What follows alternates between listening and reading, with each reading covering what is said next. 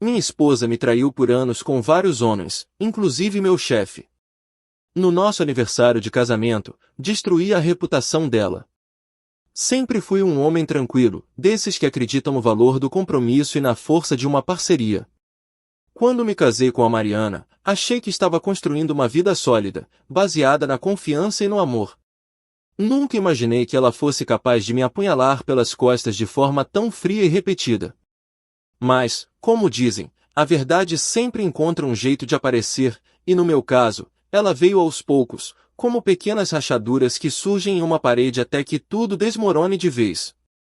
A primeira coisa que me chamou a atenção foi o celular. Mariana nunca foi muito apegada à tecnologia, mas, de um tempo pra cá, ela se tornará quase uma extensão do aparelho. Levava o telefone para o banheiro, dormia com ele debaixo do travesseiro e vivia digitando, com um sorriso que não era mais para mim. Achei que estava ficando paranoico, então tentei me convencer de que era só estresse do trabalho, crises normais de um casamento de anos. Mas a inquietação não sumia. As desculpas começaram a se repetir, reuniões de última hora, viagens a trabalho, encontros com amigas que nunca apareciam aqui em casa. E o mais estranho era a forma como ela evitava qualquer tipo de intimidade. Nosso casamento esfriou a um ponto em que mal trocávamos carícias ou sequer um olhar sincero. Era como dividir o teto com uma desconhecida. Foi quando decidi que não podia mais viver na dúvida. Se eu estava errado, tudo bem, preferia ser um tolo desconfiado do que continuar em um relacionamento baseado em mentiras. Instalei câmeras discretas em casa, em pontos estratégicos. Levei semanas planejando tudo. Além disso, consegui acesso às mensagens dela no computador, não sem culpa, mas com a certeza de que precisava da verdade. O que descobri me destruiu por dentro. Mariana não só estava me traindo, como fazia isso de forma sistemática. Eram vários homens. Comecei a ver imagens, ouvir áudios, ler mensagens que tiravam o sono de qualquer um. A forma como ela falava de mim com desprezo, como planejava os encontros enquanto eu estava no trabalho, como mentia com naturalidade, tudo aquilo me corroía. Ela esteve envolvida com um colega do antigo emprego, um homem casado com filhos. Depois, com o próprio chefe atual. E para minha maior decepção, um dos amantes era alguém que frequentava minha casa, sentava à minha mesa e me chamava de irmão. Ver a imagem dele entrando em minha casa quando eu estava fora foi uma das piores cenas da minha vida. Meu estômago embrulhou.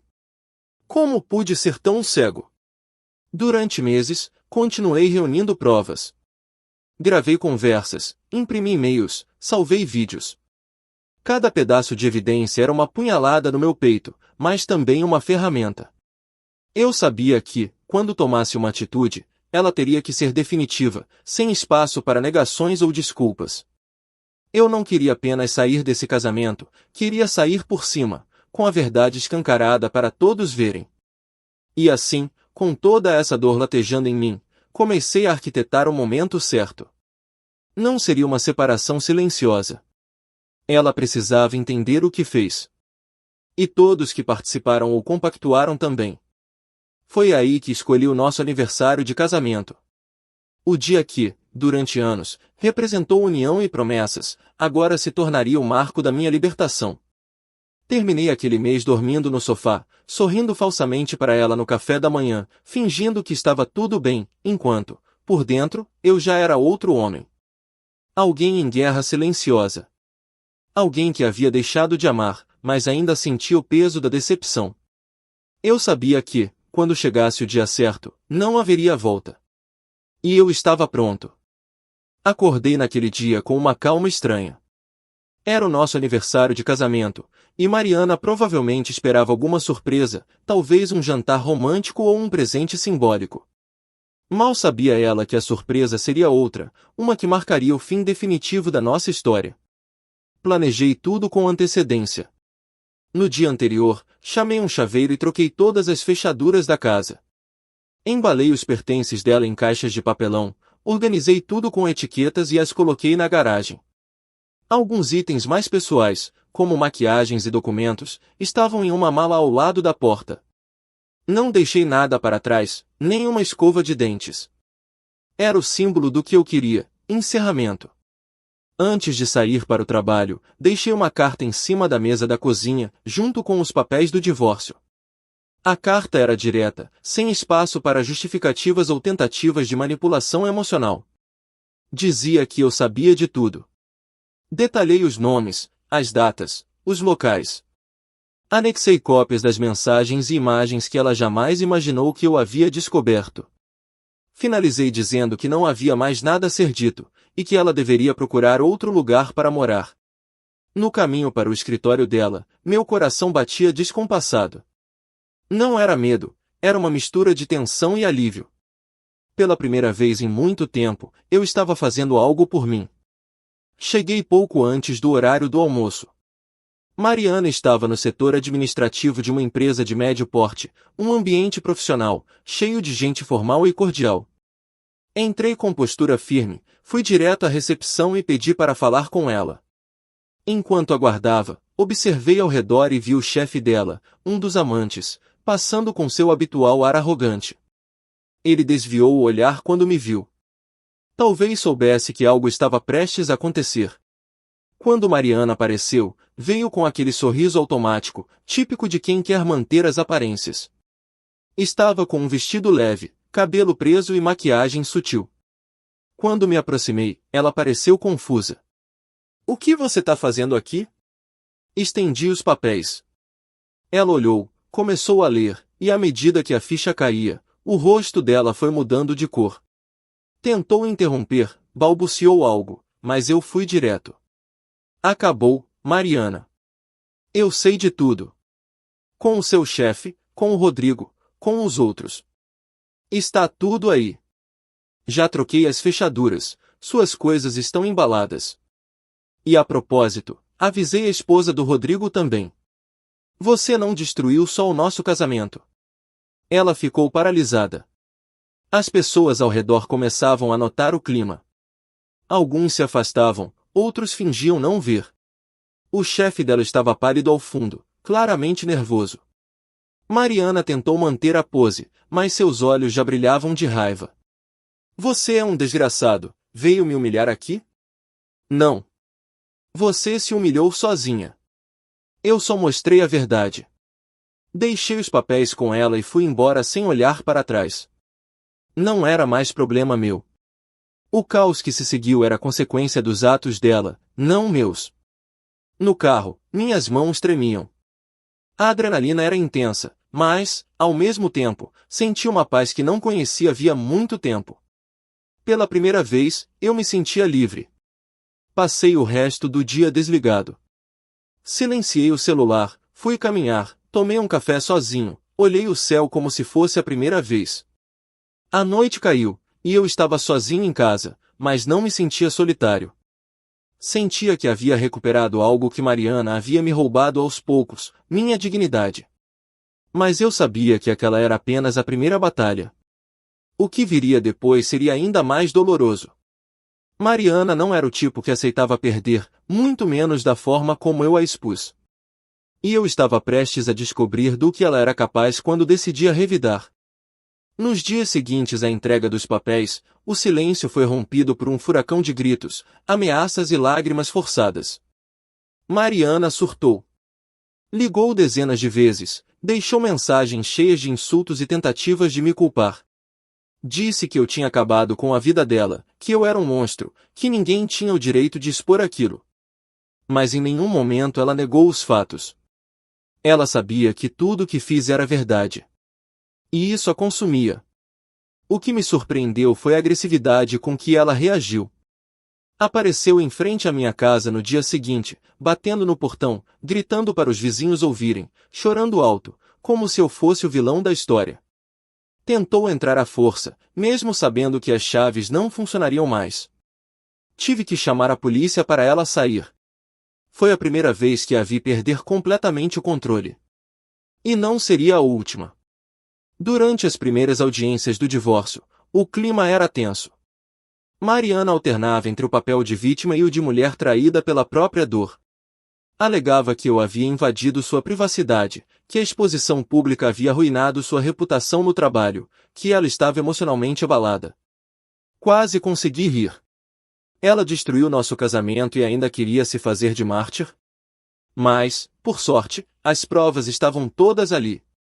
Os vídeos, os prints, os e-mails. Meu advogado fez um trabalho impecável, desmentindo cada palavra dela com fatos. A justiça, ao menos ali, foi feita. Ganhei o direito à casa, mantive minhas economias, e graças ao regime que conseguimos provar, não precisei pagar pensão. Mariana saiu com o nome sujo, a reputação arruinada e sem poder usar meu dinheiro como bengala. O momento mais difícil veio numa conversa final, antes da última audiência.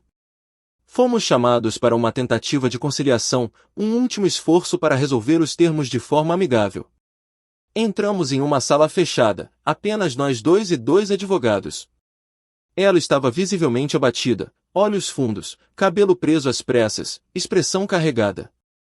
Pela primeira vez, vi um resquício de quem ela era antes. Mas era tarde demais.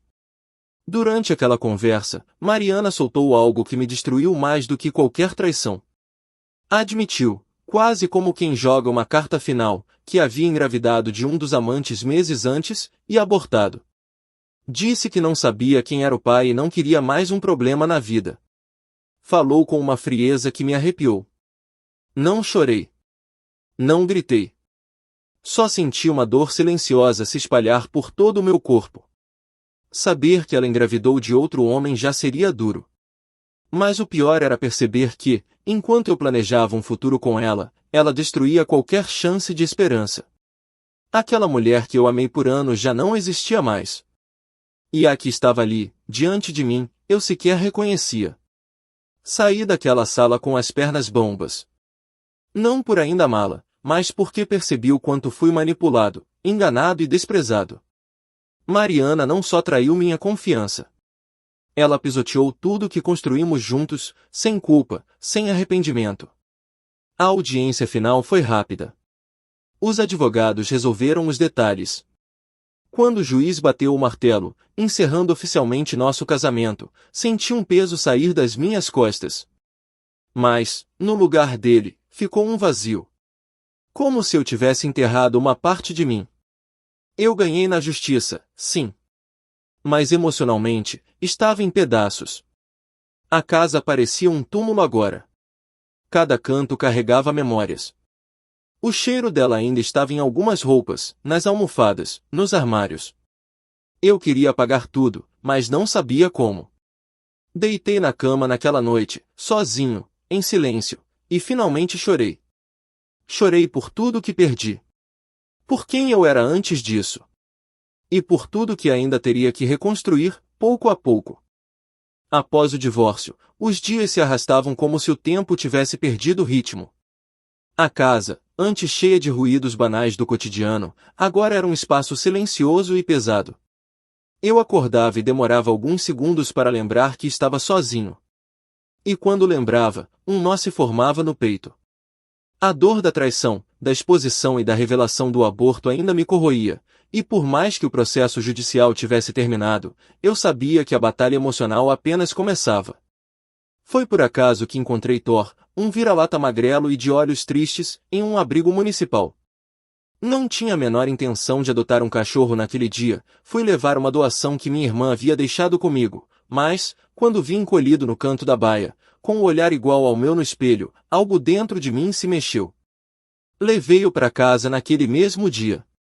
E pela primeira vez em muito tempo, senti que eu precisava cuidar de algo, ou talvez, de alguém que estivesse tão quebrado quanto eu. Thor virou meu parceiro inseparável. Andávamos juntos pelas ruas do bairro nas manhãs silenciosas. Ele não exigia explicações, não me fazia perguntas, não julgava meus silêncios. Bastava sua presença para que, aos poucos, a solidão deixasse de ser um peso e começasse a se transformar em espaço para respirar. Foi ele quem me ajudou a levantar nos dias em que eu queria ficar deitado o dia inteiro. Quem me forçou a sair, a ver o sol, a lembrar que o mundo não tinha acabado. Foi também nesse período que iniciei a terapia. Durante a primeira sessão, mal consegui falar. Sentia vergonha, raiva e uma sensação constante de fracasso. O psicólogo me ouviu em silêncio, e quando terminei, disse algo simples, mas que me marcou. Você foi traído, sim. Mas não por ser fraco. E sim por ter confiado. A culpa não é sua. Aquilo ecoou dentro de mim. Pela primeira vez, alguém dizia que eu não precisava me envergonhar por ter acreditado no amor. Aos poucos, fui enfrentando os fantasmas. Revirei armários, doei roupas, joguei fora lembranças. A cada objeto que saía, uma parte do sofrimento se dissipava. Também tomei coragem para ligar para pessoas que me afastei durante o casamento. Meus pais, por exemplo, sempre desconfiaram da Mariana. Reatamos os laços com um jantar simples e cheio de silêncios constrangidos, mas ainda assim caloroso. Meu pai me abraçou quando fui embora. E foi naquele abraço que entendi que não precisava enfrentar tudo sozinho. Meus irmãos, que sempre foram mais distantes, começaram a aparecer com frequência. Um deles até se ofereceu para me ajudar a reformar a casa, mudar os móveis de lugar, pintar as paredes.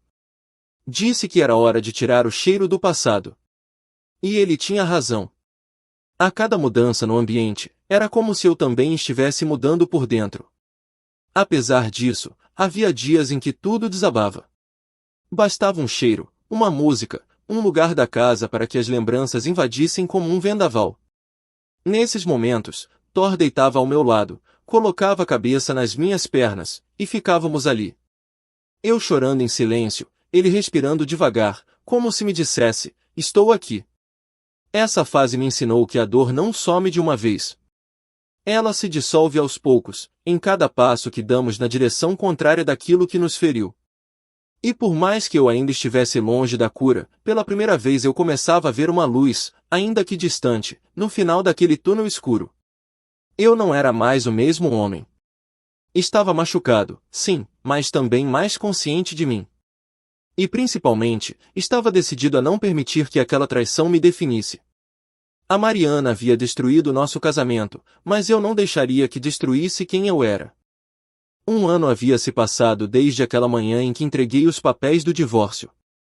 1 ano desde que vi minha vida ruir, não em um único golpe, mas em 1000 estilhaços que levei meses para recolher. Ainda não me considerava curado, longe disso.